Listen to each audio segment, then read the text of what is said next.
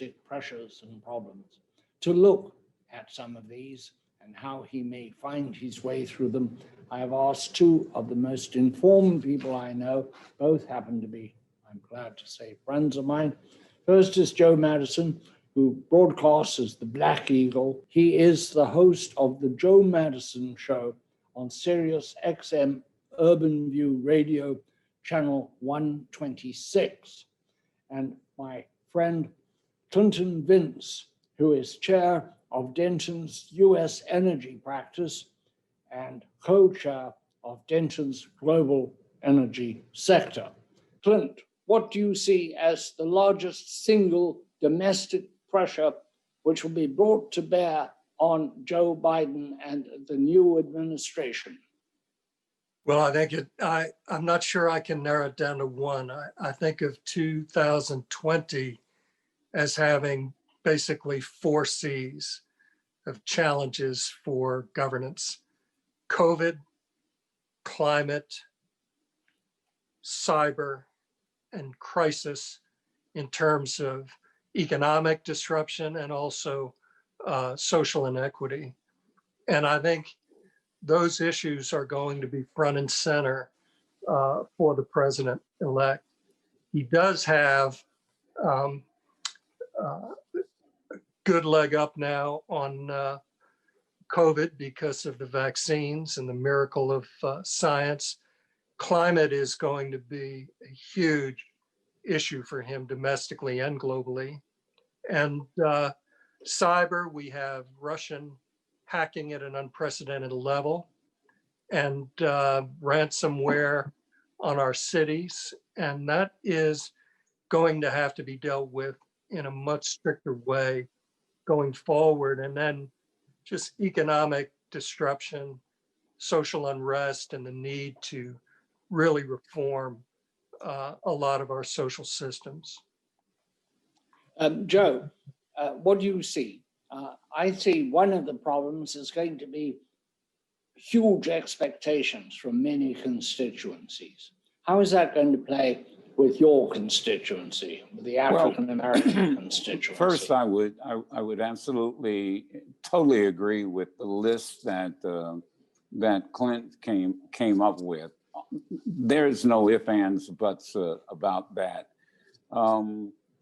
The one thing I would add to this list, I think that Joe Biden is going to have to be extremely aggressive in dealing with white supremacists in this country.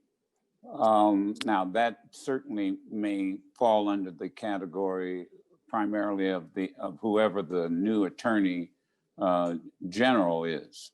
But I am extremely worried about organizations that have felt that they've been empowered over the last 4 years. I'll add something else, and that is, and we don't hear about it a lot, and that is revamping, re-energizing infrastructure in our cities and the country generally. We've got to get that back on track.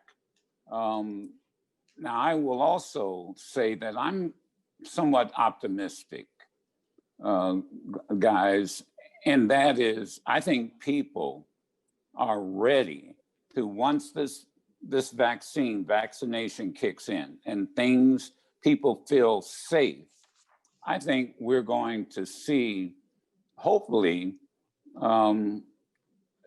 not an explosion in our economy, but people willing to spend, to go back to movies, to go to restaurants. And I'm hoping that that will be the case. And let me add one more thing. We have to really look at livable wages, increasing minimum wage to help get people back on their feet and the economy running again next year. We have on this program different times discussed whether some sort of works projects administration will be needed for those people who have permanently lost their jobs because the businesses that employed them have failed and are not coming back. It's estimated that possibly of individually owned hotels, and many of them bear national names but are locally owned, about 70% of them are in financial trouble. Restaurants, Yelp, the company that tracks these things, Yelp says 63% of them may fail. That is an enormous amount of work, and it's also work that people with limited skill can do and enjoy doing. No, I think your points are compelling, Mm-hmm. Llewellyn, and Joe's as well. Joe mentioned infrastructure, which could play a major role if we get enough stimulus type of funding. That could put a lot of people to work and create a lot of new jobs. We talked about climate. I think work on renewables, solar installation, Right. energy efficiency could put a lot of people back to work. Those jobs, that was a sector of the economy that was really growing before COVID hit. But jobs is critical and infrastructure is critical, and we need to relate the two. I was talking to a lady, a very smart lady on this different program, who is the deputy city planner for Brownsville, Texas. And she said they have such a severe divide there, digital divide, that many of the school children do not have access to broadband. What that says to me is you're looking at a lost generation. One thing I know about education, which is not a subject I know a lot about, but that once a child doesn't get the education they need, say between the age of 8 and 9, there's like a hole there that can never be filled in. It goes like throughout their lives. The things they didn't learn will come to haunt them later. Should we have, whatever it is, the equivalent of a Marshall Plan to find the kids and educate them and give them some great preference they wouldn't get otherwise in catching up and feeling secure that they have caught up. If they feel they haven't caught up, they will feel inferior when put against those who are following behind, or those who came from better homes where there was better computer literacy to keep them somehow educated during this terrible time. Joe? No, Llewellyn, I'm sorry to interrupt, but what I was saying, again, to me, that's part of the infrastructure. I wasn't talking about just roads and highways, but you hit on it. I mean, this is absolutely the new infrastructure, as far as I'm concerned. And Clint, you made the point that, my goodness, this is like, let's go back to the Tennessee Valley Authority days, where the South didn't have electricity, most of the South. Well, once they got electricity, the economy boomed, the region boomed. And that's how I look at this broadband issue. Now, this is going to sound funny, but our grandchild, one of our grandchildren, they're starting to lose their baby teeth. And I was teasing her and saying, well, the tooth fairy will leave you some money, just put the tooth under the pillow. And she came back at me and said, there is no such thing as the tooth fairy. I said, what do you mean there's no such thing as the tooth fairy? And no, there's no tooth fairy. I said, well, how do you know that? I looked up on the internet. Now, I'm telling that story because in large part, you are absolutely right, Llewellyn. This is part of the infrastructure that I hope Congress will follow the lead of some members of Congress, like James Clyburn of South Carolina, who has planned in 2021 to introduce bills that will broaden the access to the internet. It is critical. And it shouldn't be for just those that can afford, internet. It has to be for everyone, every child, or you hit it.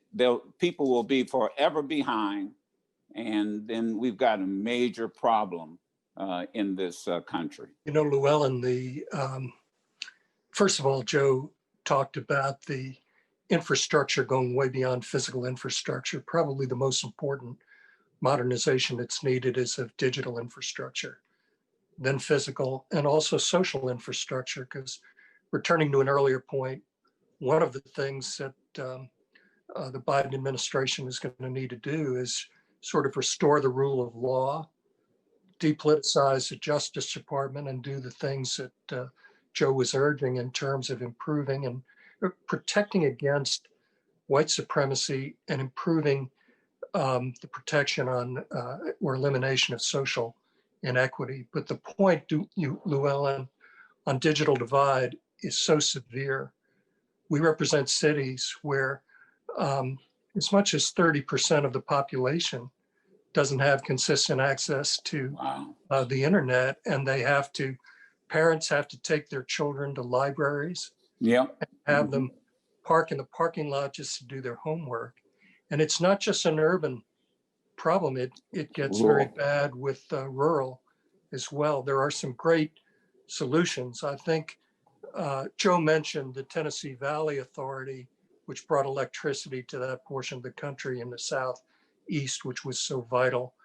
The Rural Electrification Act, as you well know, Llewellyn, brought electrification through the use of electric co-ops to rural America.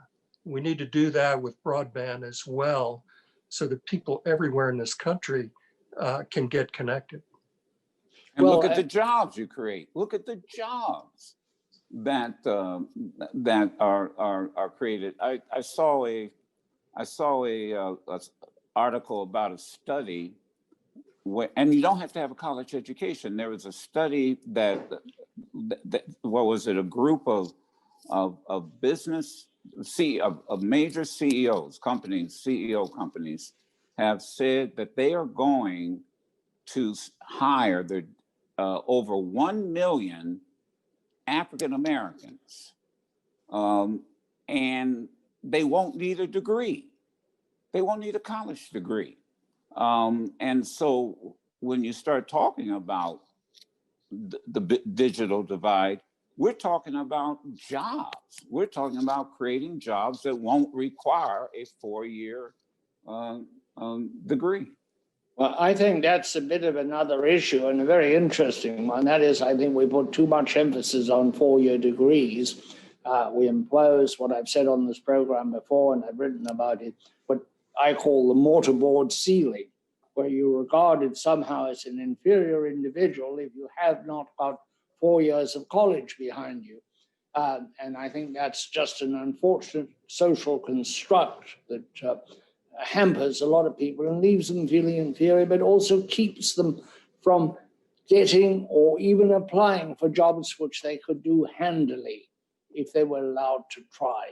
But often you are excluded from that if you don't have a degree. I think it's a very unfortunate division, and it does create two societies in our country, which is the society of those who graduated college and the society of those who have left after high school.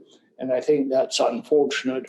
For the benefit of our listeners on Sirius XM Radio, the POTUS channel 124, you are listening to White House Chronicle.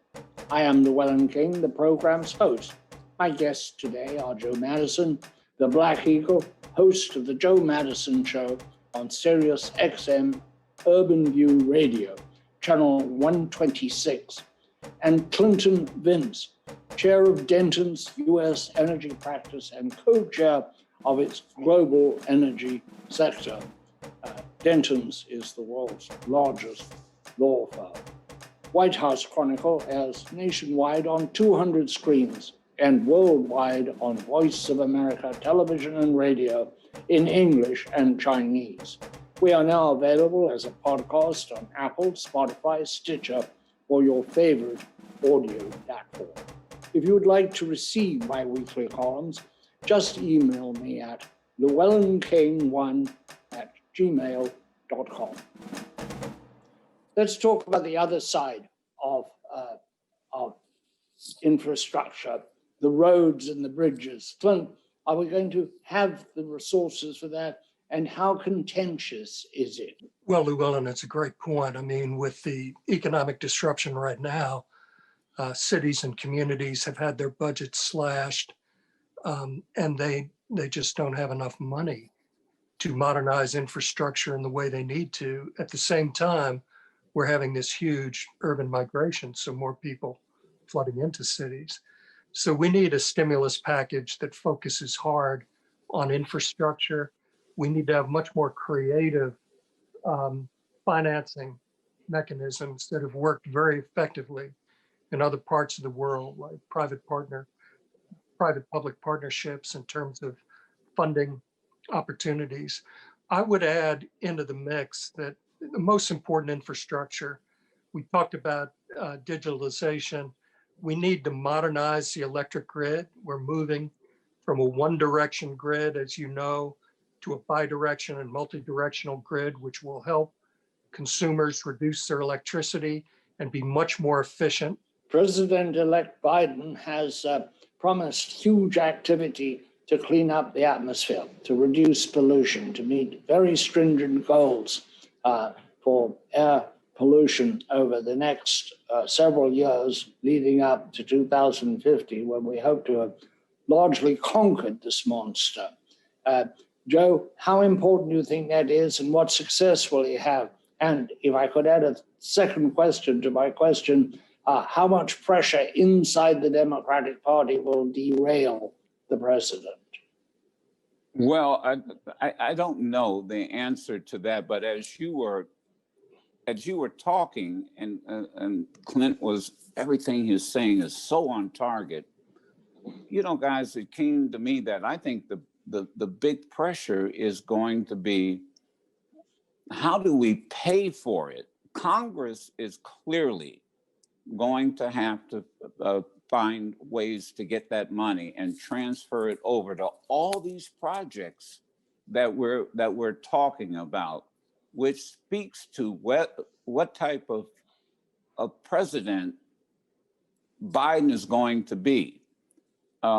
If he is going to be a centrist, now I'm just thinking out loud, then he's going to run into some major pressure from the young progressives that are feeling their oats, very vocal, and the whole tax structure may in fact have to change to invest in all of these projects that we're talking about. So I think there will be pressure from some corners inside the Democratic Party, simply because of the funding that's going to be required. That's true, but also you have a tendency, I think, to expect that all the solutions are going to be government solutions. Well, yes, we do. I mean, yes, we do have that tendency, and that's where the progressives are going to put the pressure. I think I agree that we may be on the same page. I think there has to be a government private sector partnership like we've never seen before. I believe that is, in fact, the way to go. And can I say something else about all this expectation about mobility, roads, and that type of thing? I just wonder how much our society is going to change now that we're doing what we're doing here, Zooming. I mean, you may have seen me get a little distracted because this has almost become the norm. I don't even know if broadcast studios will ever be the same, because now we can do everything from our living rooms and businesses will have to look at whether or not they need the overhead that they have. And I tell you something else I was thinking about, and that is when both of you have traveled around the world. I think the United States is pitiful when it comes to our rail system, particularly for passenger rails. To go into countries where they have high-speed rail, and here we are with antiquated rail systems that haven't been improved in what decades. I'm hoping that will be issue too. You're so right, Joe. It's Am I not a making case. sense on that? Very much, very okay, much. But that it's may not just not that be these yeah, rail go ahead. systems have not been improved; they've deteriorated. Yes. We once had wonderful. The word streamline came from an engine introduced in 1935, the first diesel trains when all the world was using steam. But we somehow lost our way there. We haven't lost our way everywhere. And sometimes I think there's a tendency, because we want to see something happen, to think that the government will make it happen. I would refer to you, for example, to charging stations for electric vehicles. They're coming. Right. We don't have to worry about the government building charging stations. Right. Somebody's going to find out that it's quite a profitable little business, and that it lends itself to franchising and to a very large scale cash flows. I don't think that's a problem. I think the government should leave it alone. It's coming fast. I say, let's look at Elon Musk and for a brief period of time say, in any situation which comes up, what would Ellen do? He may not be the most lovable man, but my God, he's created the electric transportation, the whole electric sunshine transportation. And of course, he's revolutionizing intergalactic travel. The man is on a winning streak. Let's hook onto him and see what he would do in other situations. Or where are the other Elon Musk? I mean, they're out there. I mean, the point is, I think we have a danger of two things. I think we have a danger that the left wing of the Democratic Party will set the agenda, which will actually play into the hands of the remaining Trump feeling in the country, which is quite strong. Remember, 74 million people voted for him, and will prevent the Biden administration from some clear-headed actions it should take. I don't know whether the president will be strong enough to resist the constituencies within the Democratic Party. What do you think, Clint? Well, it's a terrific question that's unanswered right now. Biden, by being centrist, won the presidency. I was expecting much more of a landslide for the Democratic Party and down ticket, and that did not occur. I think that the Republicans misrepresented what the Democratic Party stands for, but they did it effectively. You were talking about climate a moment ago, which has really got to be one of the great threats to our planet, threats in the United States. I think Biden is going to be tremendously successful on climate, and he has to be.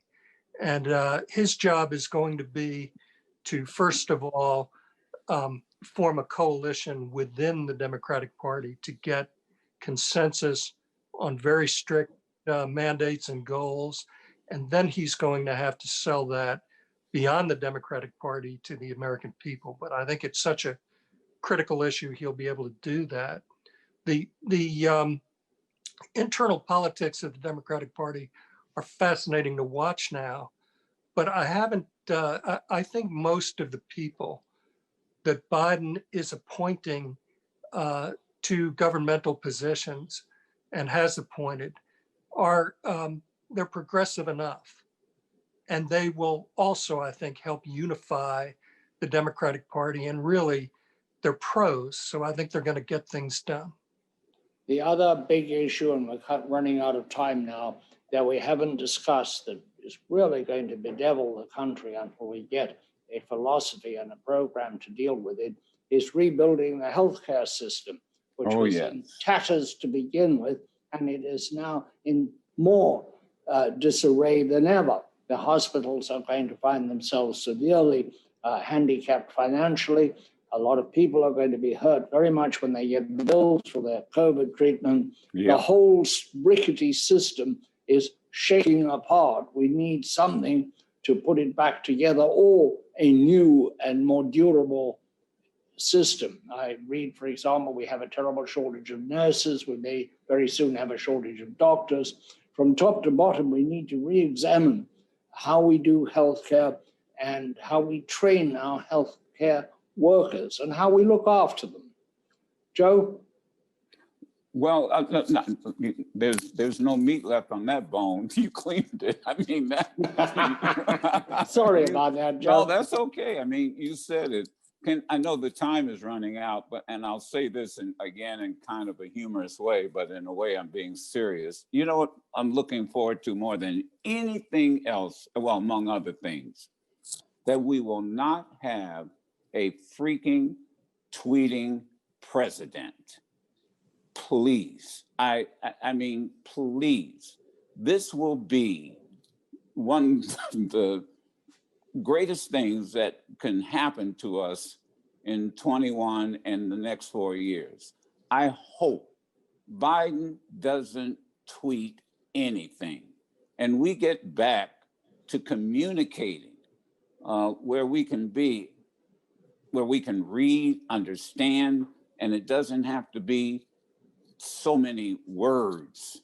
I say that humorously, but I'm just hoping we start acting like that our government officials start acting like adults. And I think they will. I mean, I honestly think they will. So I'm being somewhat facetious, but I'm sick of tweeting. I'm sick of Zooming. You know, I want to get back to interacting with human beings face to face. Clint? I really do. The last word will be yours. Well, it's such a good point. Someone once said that our society has now lost the ability to agree on what's true.